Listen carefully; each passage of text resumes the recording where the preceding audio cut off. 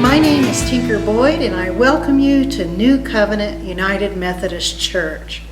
Well, our sermon today is a continuation of a series I've been doing on God's creative connection, how God's Spirit has connected with us since creation of the earth and continues to connect with us and guide us and lead us. And today we're going to talk about how God keeps His promises even in the midst of pain.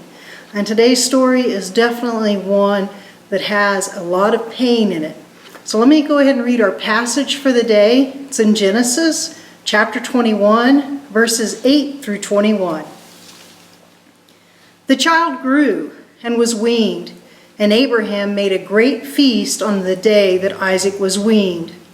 But Sarah saw the son of Hagar the Egyptian, whom she had borne to Abraham, playing with her son Isaac. So she said to Abraham, "Cast out this slave woman with her son, for the son of this slave woman shall not inherit along with my son Isaac."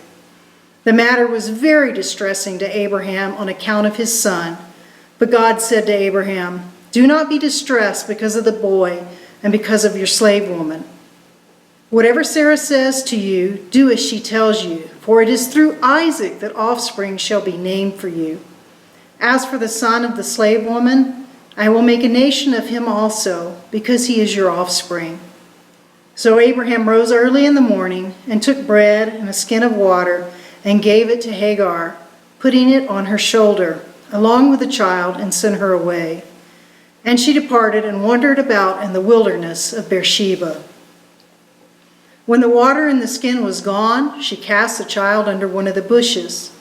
Then she went and sat down opposite him a good way off, about the distance of a bow shot, for she said, "Do not let me look on the death of the child." And as she sat opposite him, she lifted up her voice and wept. And God heard the voice of the boy, and the angel of God called to Hagar from heaven and said to her, "What troubles you, Hagar?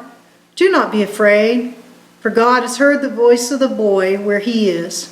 Come, lift up the boy and hold him fast with your hand, for I will make a great nation of him."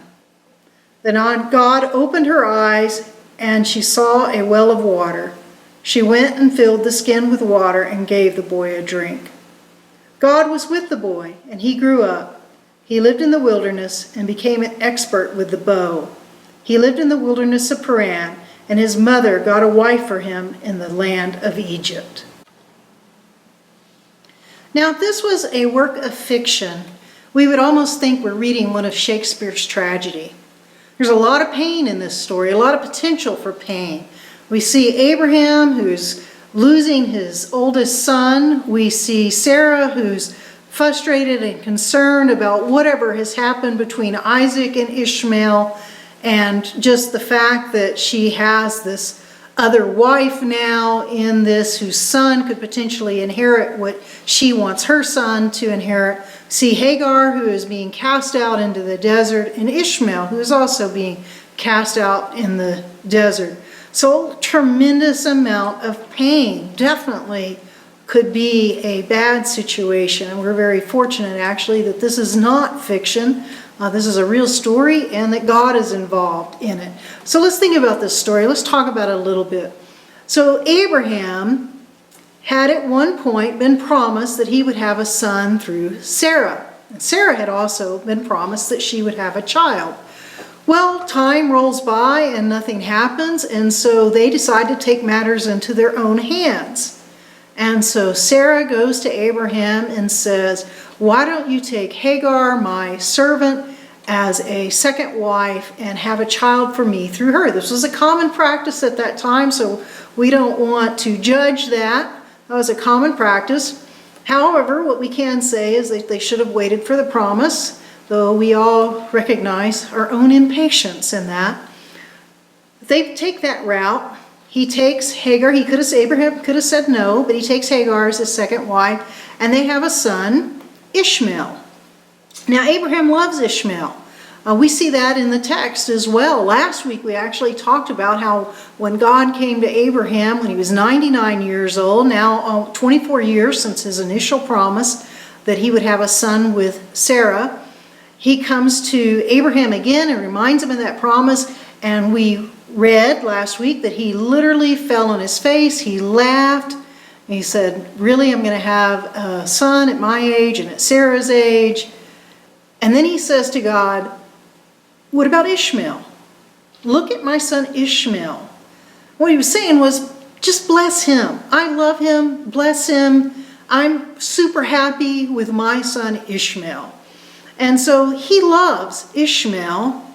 But on this day, something happens between Ishmael and Isaac that really upsets Sarah. Now, there's a lot of debate between scholars about what happened. The word that is translated into Ishmael was playing with Isaac, is not usually an innocent word in the Bible. It's usually a negative abusive that's used to describe abuse. Actually, it can even have sexual overtones to it as well. So it could be that we're seeing Ishmael's actually fondling or molesting Isaac, but it also could be that it's very innocent, that he's innocently playing with Isaac, but there's something about the encounter between the two that sets Sarah off. It really upsets her. It really bothers her. And I have a feeling that Sarah has never buried the hatchet with Hagar. That Hagar and Sarah had some conflict at one point, so much so that Hagar wanted to leave and God told her to go ahead and submit to Sarah. And though we haven't read that there's continuing conflict, I have a feeling there was.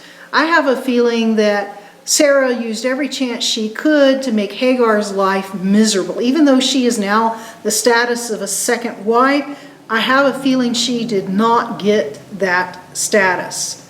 My suspicion is that she was still treated like a servant.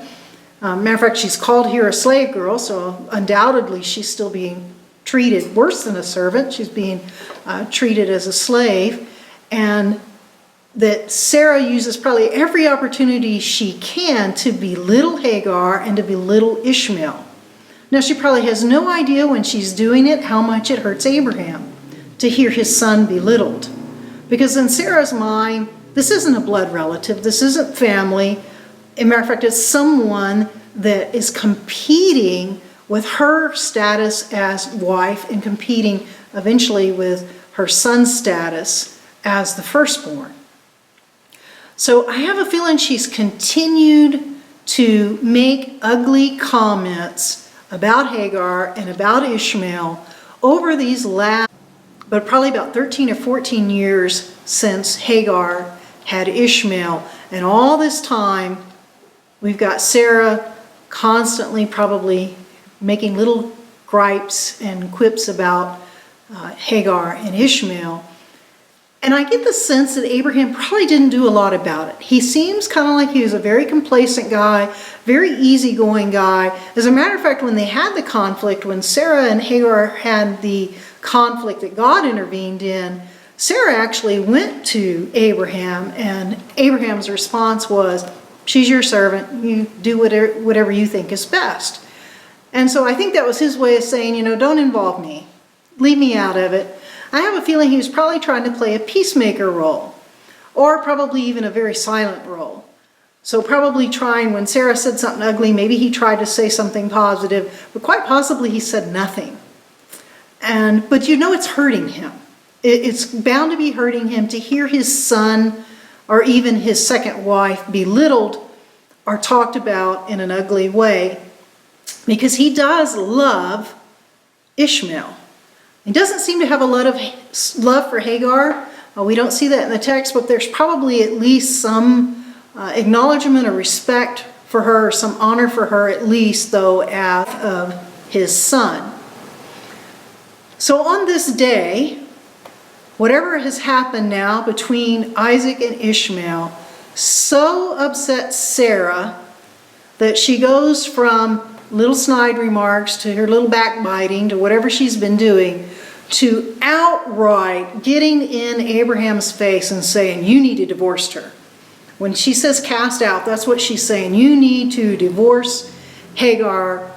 This is bad. She can't stay. She's got to go. And her son is not going to inherit in the place of my son. Now she's forgetting there when she says, her son, that's also Abraham's son. Well, you can tell that Abraham's really upset because what's translated for us to very distressing in the Hebrew is a very strong couple of words there that we don't see often in the Bible, that's used in extreme situations, that really pretty much means he exploded. He was very angry. And we haven't seen that with Abraham up until this point. And so he is super upset. But whatever happened must have been bad enough that he couldn't just say, "Shut up, Sarah, I don't want to hear it." He had to acknowledge whatever it was that happened. And so you can imagine how he must feel. He's got a situation that's happened that seems to be bad, that he has to deal with. He's not the kind of person that really wants to deal with something like that, but he's got to deal with it. Sarah's really upset and wants his son driven out. And so I can't imagine his anxiety in that moment. I just can't imagine what he was feeling in that situation. And the anxiety and the wrestling and the thoughts that are going through his head. What does he do?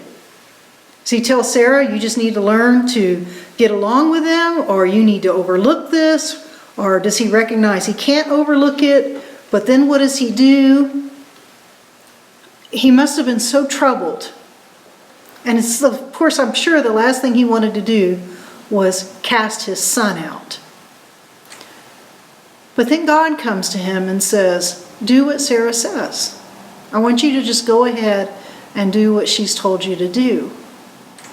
And so he does. He gives Hagar some food and water. By the way, the scholars estimate that he probably gave her about 30 pounds worth of water, which is quite a bit for her to be carrying, plus some food, and goes ahead and sends her out into the desert.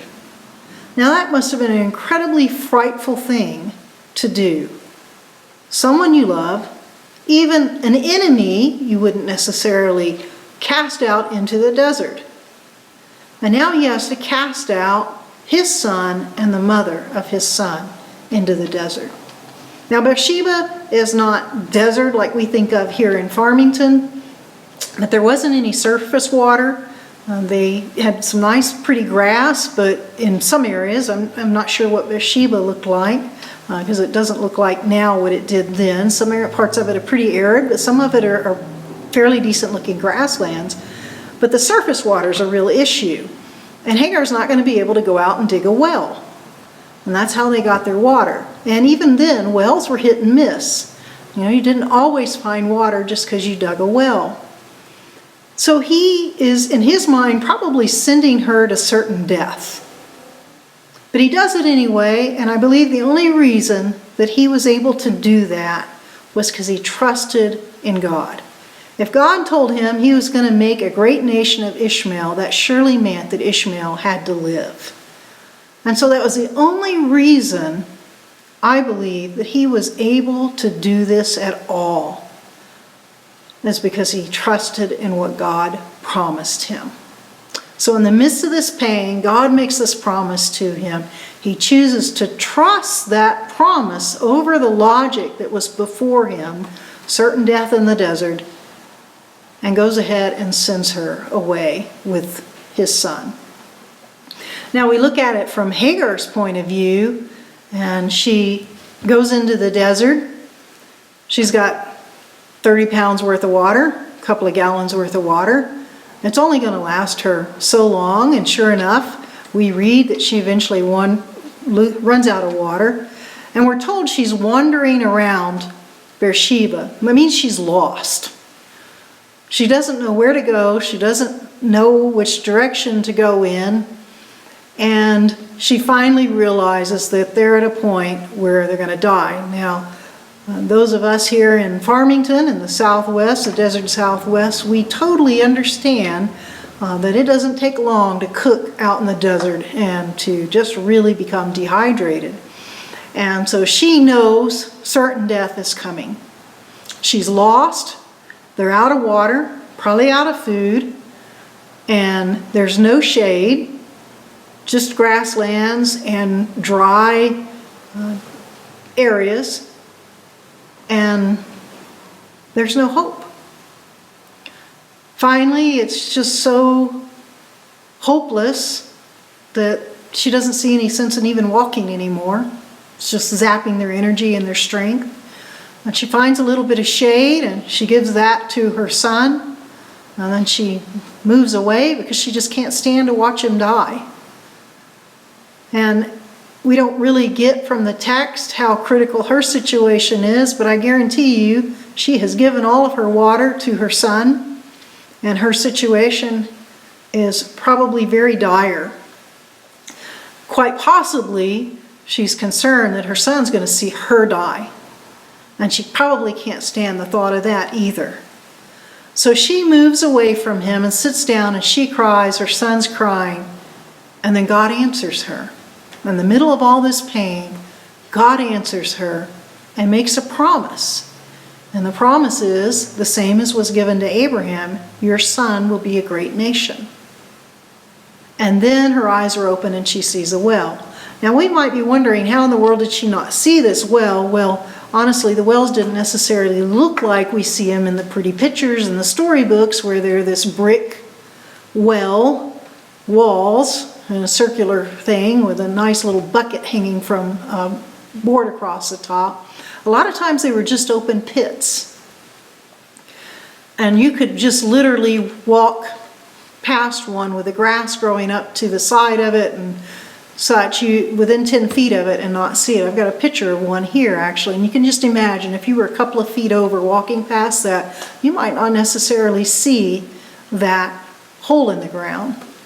So her eyes are open, and now there's this pit, and so now she has access to water. And now she's got a dilemma on her hands. She could stay by that well where she's assured access to water, and they can use the water to cool down. There's obviously a little bit of shade there that she's put Ishmael under. So she could use the water to keep them hydrated, to keep them cool, possibly use it to attract animals. And maybe, I'm sure Ishmael at this point could probably hunt, and so possibly they could even feed themselves, and then they could just stay there and wait and hope that someone found them. But God has made her a promise that Ishmael will be a great nation, and then tells her, take him by the hand and come. Lift him up. And what he's saying is, get up and go. And so she has to make a decision between safety and security at the well, or trusting God's promise and heading out into the unknown. No idea which direction to go to get to the closest town. No idea what she's going to do when she gets to that town.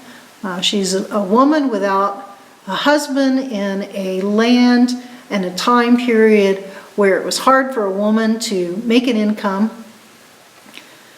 So she has no idea what her future holds, even if she finds a town. She risks being eaten by lions just getting to town. She risks being hurt by bandits, killed by bandits. There's so much risk if she leaves that well.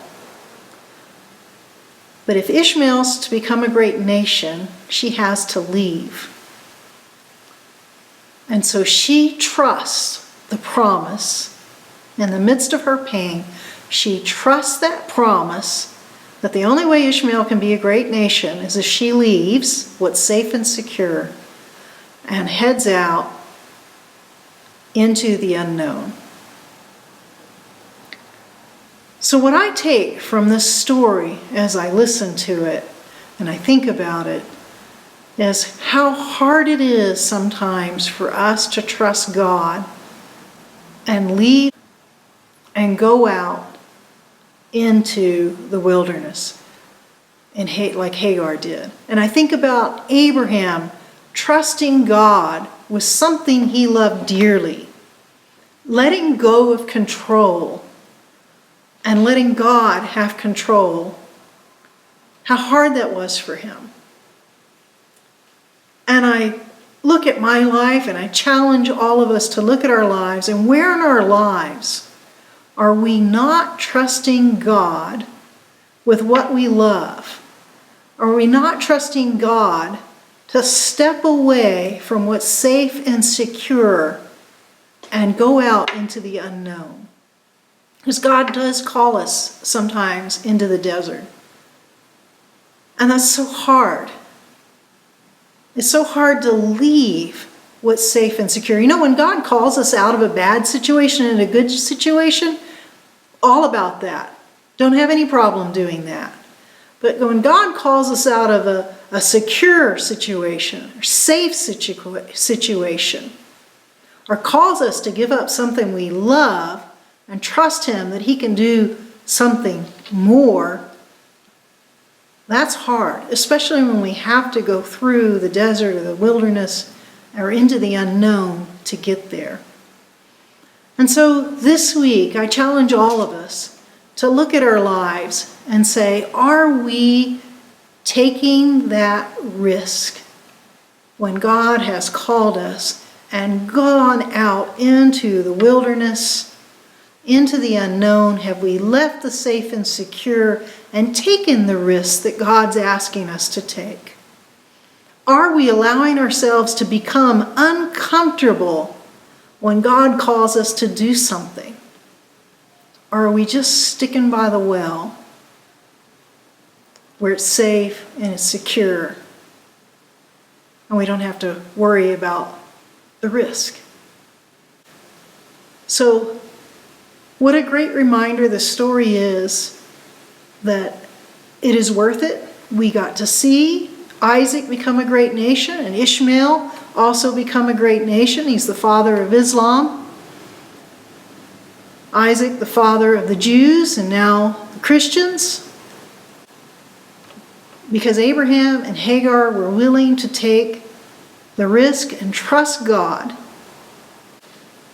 we also have to be willing to take risks sometimes and trust God, leave the comfortable and enter the unknown and the uncomfortable to follow God's will in our lives. So I pray that we seek that this week and that we do our best to do that in our life always. Amen. Just a short announcement. We are still aiming for mid-July as a reopening date.